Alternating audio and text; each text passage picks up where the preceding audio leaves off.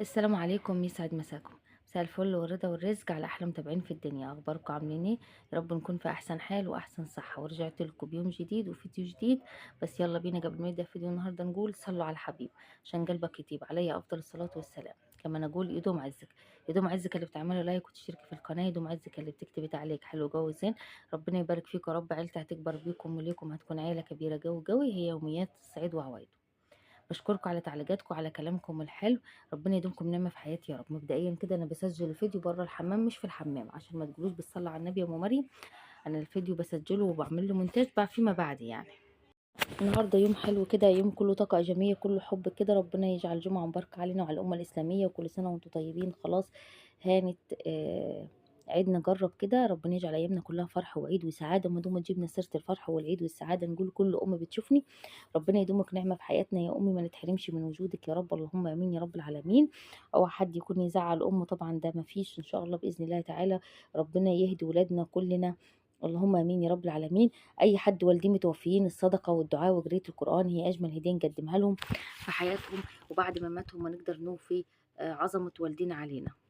نسمي الله ونصلي على رسول الله. اللهم صل وسلم وبارك على سيد الخلق سيدنا محمد، ونبدا الروتين بتاعنا. بصوا مسكت الحمام بتاعي، عايزه اقول لكم يعني هو بصوا حطيت بصوا يا بنات اريال بريل. اساس الكلور، لازم الكلور عندك بقى فلاش، عندك ميكو، على حسب نوع ديتول الموجود عندك. بس الحمام بفضل يعني ان انا تكون فيه اي مواد من المواد دي. كل روكس الوان ماشي، ما فيش خالص الكلور متاح. ال الفلاش الميكو رخيص. بصوا اي حاجه، المهم الحمام لازم كده تعقيم حلو يعني. حطيت الاريال وحطيت البريل وحطيت الكلور ونزلت في الحمام. هقول لك على وصفه حلوه جدا جدا جدا للحمام تعمليها وتدعي لي فيها. الحمام بتاعنا سواء كان بيت عيلة انتوا وولادك عددكم كبير مع حماتك، مش الدنيا ايا كان يعني. كل يوم ارفعي لي السيفون بتاعه يعني، نزلي ميه نظيفه وحطي وكبي شويه كلور يوميا وخلاص، وغطيه وسيبيه بحيث ان ما يكونش في حد يستعمله تاني. يعني انت في شقتك، يعني انا مثلا بنام اخر حد في البيت، قبل ما بنام بكب شويه كلور في قاعده الحمام وبغطي الغطا. تدعي لي. لا حمامنا هيعمل ريحه، لا حمامنا هتبقى فيه هالات صفرة ولا هالات سوداء، ولا هتدعكيه ولا هتحط فيه فرشه ولا اي حاجه خالص. تصحوا الصبح تدعي لي. يوميا انا يوميا بعمل الحركه دي في الحمام بتاعي. يوم ويوم، لو يوم بنسى ببقى تعبانه مثلا بروح في النوم، ما بقعد انام البنات بروح في النوم. فاهمه؟ لو تقدري تتحكمي فيها كمان، صحيتي بدري قبل ولادك ومحدش هيستخدم الحمام. ممكن كمان تغلي ملح ليمون وتكبيه، تغلب طاسه وتكبيه. كل ده بيشيل الهالات الصفراء والهالات السوداء، وبينضف القعده نفسها. الحاجات اللي بتبقى صفراء والحاجات اللي بتبقى مسوده في قعده الحمام من جوه، كل ده بيشيله. بجانب كل ده الريحه، بتتخلصي من كل الروائح الكريهه. حمامك عمره ما يعمل ريحه ابدا. طالعه بره مثلا هتعوجي شويه انت وولادك، محدش هيستخدم الحمام، اعمليها. بتفرق كتير جو معاكي وبتنضف الدنيا معاكي. هنا طبعا صدمت صدمة عمري، كنت شطفت مودة زي ما انتوا شايفين كده، ما شاء الله ولا حول ولا قوة الا بالله عليها يعني. فكرتها كده ان هي بتلعب. روحي الجنينه، الجو كان شمس، روحي الجنينه طبعا رشه الجنينه ورشه الزرع عشان يرطب علينا يا بنات، الجو سخن. ففوجئت كده وانت قاعده في امان الله وبالمنظر ده. المنظر اللي انتوا شايفينه ده كده طبعا عيب، خليتها بالبامبرز. تشوفوا مواد وهي بتستحمى، اول مره حماها قدامكم. اي طفل صغير لسه بيتعود على الميه بيمسك في والديه كده لما يقعد يستحمى. عيالي بصوا بحماها على هدومي. اللي حصل هي عماله تصرخ عماله تبكي، فرحه ضربتها كده كخه. بعد ما قعدوا يلعبوا وقعدوا يلعب، قعدت سابتها تلعب في الرمله، وانا طبعا مش واخده بالي. ايوه يا مواد، الرمله على دماغها وعلى ايديها وعلى رجليها. طبعا شلت لها هدومها، خليت البامبرز، صفيت الكاميرا، عملت اخر حاجه. وبالميه الدافيه كده حميتها تاني وشطفتها وشلت كل بصوا اتخبط لها على الباب. حشيها يا مريم. شلت كل الرمل من جسمها ومن شعرها ومن ايديها ومن بوجها طبعا ما شاء الله وهدومها. ورحت الكلام ده مني من حاضر يا ود. ورحت حميتها كده زي ما انتوا شايفين، وقعدت هي جايه بتصرخ ومش عايزه تستحمى يعني. لما بقعد احميها كده في وقت غير المنظر اللي انتوا شايفينه ده كله برضو بتطلع عيني، بس بقعد ايه بالراحه واحده واحده كده عشان برضو بتمسك فيا في الاخر، برضو بتمسك فيا كده وفي هدومي. فزي ما شفتوا كده استحميت معاها يعني. حميتها ورحت اخدت بعد كده، طفيت الكاميرا، شلت البامبرز ورحت شطفاها شطفه حلوه كده. حاضر. ورحت اخدتها لبستها ونيمتها، وبعد كده رجعت كملت. طبعا الفرحه راحت فاتحه لها الباب، لان الموده طبعا مش هتقول تفتح باب الشقه. وبعد ما فتحت لها الباب وسابتها تلعب ضربتها ليه فرحه عشان كده كخ. طب ما انت عارفه ان كده كخ يا بتطلعها ليه اساسا وتفتح عليه الباب؟ طبعا وانا كنت واخده بصوا تنظيف يعني البيت كله. لما باجي اعمل البيت بعمل البيت كله، فاهمين ازاي؟ من المطبخ للحمام للصاله للمواعين لغسيل نشير الهدوم للاكل للمناهده معاهم طول اليوم للطلبات، فاهمين؟ فببقى قاعده بلف حوالين نفسي يعني. بس كده خلاص خلصت يا بنات. زي ما انتوا شفتوا عملت الحوض. بحب اغسل الحوض مرتين، يعني المره الاولانيه كده نظافه والمره التانية كده. عايزه اقول لكم الفيديو ده انا عملته يعني ليه كتير من ساعه ما رجعت من البيت، من ساعه فتره الغياب اللي كنت قاعداها عند حماتي. وبعد كده رجعت كانت الدنيا متبهدله ومليانه رمله والدنيا كلها متبهدله في كل حته يعني. وعماله اقول انزله ولا ما انزلوش، انزله ولا ما انزلوش. بصوا مسكته الحمام كده نضفته على طول. عايزه اقول لكم اللي في الارض ده، الجير اللي في الارض ده او اللي انتوا شايفينه ده في الارض مسفر، ده من الصنايعي اللي اشتغل يعني شغله مش نظيف. المفروض كان يشتغل الجبس ده وكان حاطه على طول يعني.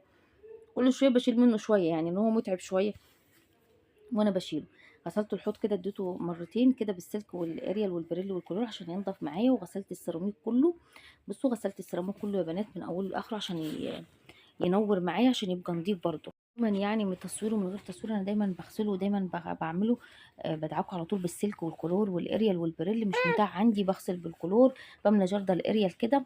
هبقى اعمله لكم. بملى جردل الاريال كده وجردل ميه واحط فيه اريال واحط فيه كلور واروح ارشعه في الحمام كله كده. وكبايه بنات حتى لو من غير دعك كده بيودي الروايح كده وبيدي نظافه للحمام. زي ما انتم شايفين اللون الابيض عندي فاقل حاجه بيتلسع. هتقولوا حافيه يا ام مريم، عايزه اقول لكم ان انا لو لبست حاجه بجع يعني، وانا الحمد لله يعني مش ناقصه. المهم كده تعالوا نعمل مع بعض يا بنات. هنعمل مع بعض الكبده بس هعملها بطريقه حلوه جدا جدا. عايزه اقول لكم الكبده المفروض يعني المفروض احنا ما بنغسلهاش بس ده كان زمان يعني. عايزه اقول لكم حطيت عليها ليمون وملح كده وشطفتها برضه. المفروض ما كنتش غسلت عشان كل ما بتغسلي الكبده بتنزل الدم بتاعها يعني. قطعت الكبده كده بتاعتي واجيب المصفايه احطها فيهم واسيبها ايه تتصفى كده ايه مع نفسها. جبت معايا بصلتين كده طماطميتين حلوين المتاح والموجود عندك زي ما انت حابه. 3 4 بصلات 3 4 طماطميات لان الصوص بتاع الكبده ده تحفه. هنقطعها شرايح كده زي ما انتم شايفين يا بنات والطماطم برده شرايح. وحبه البهارات الموجوده عندنا. هعملها لكم بطريقه حلوه جدا وجميله. جربوها يا بنات طعمها حلو وهتدعوا لي فيها. لاني ادت الكبده في طعم تاني خالص يعني مخليه وتغيير معانا. احنا عملنا مع بعض كبده السندوتشات اسكندراني وبرده الطريقه دي برده هتعجبكم جدا. بصوا حطيت نزلت بالبصل كده زي ما انتم شايفين وقطعت الطماطم برده. بصوا ونزلت كده بالبصل والطماطم برده معايا على طول ني في ني كله مع بعضيه يا بنات. هنا مش عارفه الكاميرا كان مالها بس عادي انا اللي قاعد معايا لحد هنا يعمل لايك واشترك في القناه عشان يوصله كل جديد مني. تنسوش دعواتكم لأم مريم ولا أبو مريم ربنا يفك كربنا اللهم آمين يا رب العالمين. وادعوا لي ربنا يشفيني ويعافيني يا رب. إن شاء الله بإذن الله النهارده راح أعمل إشاعة 4 إشاعات. فادعوا لي إن شاء الله يا رب يكون خير وإن شاء الله ما أشوف شر أبدا. إن شاء الله فيديو بكرة أطمنكم عليا. يلا الحمد لله خير. بصوا بقى هنا حطيت نزلت بكميه حطيت البصل وحطيت الطماطم ونزلت بكميه الكبده بتاعتي كلها زي ما انتم شايفين كده. انا بقى مش هقلب بقى واقعد اعمل كده واهرف الكبده واقلب فيها ولا اي حاجه وغطيتها. غطيتيها يا مريم غطيتها. بصوا سبت الكبده تستوي على البخار ني في ني كده. بعد الكبده لونها ما بيغير وبتبتدي تنزل ميتها كده تقليبه بسيطه. تحطي ورق روري هتحطي ملح هتحطي فلفل اسمر هتحطي توم باودر بصل باودر كزبره كمون حته بابريكا. ما حطيتش ازيد من كده يعني. حته الكزبره وحته الكمونه بتدي طعم حلو. البهارات الطبيعيه بتاعتنا يعني الاساسيه. وورقتين روري كده لو حابه تنزلي بيهم يعني. وتوم باودر وبصل باودر. عايزه تحطي توم حطي توم بس انا ما بحبش يعني التوم في الكبده. يعني التوم بتاعنا ما بحبوش مش عارفه مش بحب ريحته في الكبده مش عارفه ليه. بس يعني حطيت مكانه توم باودر يعني وقطعت فصين بس كده وزي ما انتم شايفين مش كتير. يعني انت لو هتدجوا لها تومه كده بتبقى حلوه يعني معلقه تومه حلوه كده بتديها طعم حلو. بس انا ما بكترش يعني توم فيها. ما بحبش التوم قوي يكون فيها كتير يعني. فكترت معايا بصل باودر وحطيت يا بنات حته روزماري والبابريكا. بس ما حطيتش بقى لا بهارات لحمه ولا بهارات فراخ بقى ولا باقي البهارات المتاحه عندي لا ما حطيتش. حطيتها كده حطيت التوابل وجلبتها وغطيتها كده وسبتها. بصوا كنت بوريكم شكلها بسم الله ما شاء الله ولا حول ولا قوه الا بالله. عايزه اقول لكم يا بنات وطعمها تحفه. كده زي ما انتم شايفين عملت مكرونه عشان عندي بناتي بيموتوا في المكرونه. زيت بقى، حطيت شويه زيت كده، عندي كان ما عنديش غير زيت التومين ده، وحطيت كده حته سمنه، ونزلت بالكيس المكرونه اللي كان عندي كده يا بنات زي ما انتم شايفين. اهو حته سمنه وحته زيت كده الموجود عندي، بس كده المتاح عندي في البيت الموجود. برضو كنت بقلب كده في الكبده عشان خاطر ايه، خلاص كده هي صفت الميه بتاعتها وجربت ان هي خلاص ايه، غطيتها كده وطفيت عليها. هنا زي ما انتم شايفين كده يا بنات، رحت نازله بالشفشف الطماطم، عملت 5 طماطميات بس على الكيس، ونزلت يا بنات بالمرقه كده والفلفل الاسمر والملح عشان البنات.